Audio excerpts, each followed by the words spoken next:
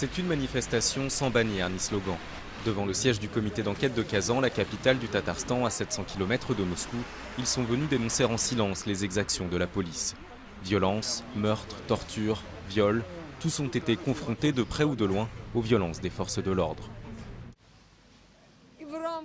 Ils ont ouvert une enquête contre moi et ils ont cherché à me faire interner dans un asile.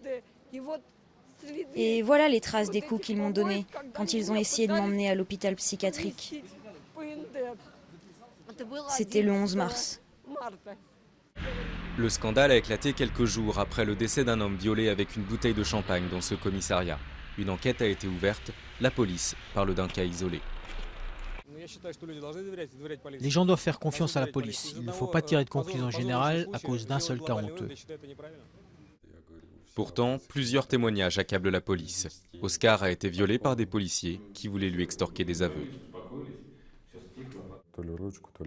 C'était soit un stylo, soit un crayon.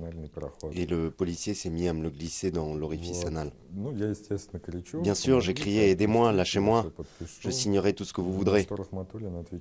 Et là, le policier Rahmatoulin m'a dit « Il fallait signer pendant qu'on te traitait bien. Maintenant, on va te baiser toute la nuit ». Le Centre des droits de l'homme de Kazan s'occupe de 17 cas de violences policières dans la région du Tatarstan. 5 personnes seraient mortes en détention. Pour son directeur, la corruption et la culture du résultat expliqueraient les méthodes de la police.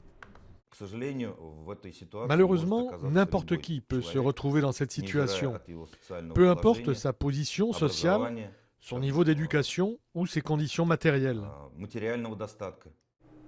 Selon plusieurs ONG, toutes les régions de Russie sont touchées par les violences policières.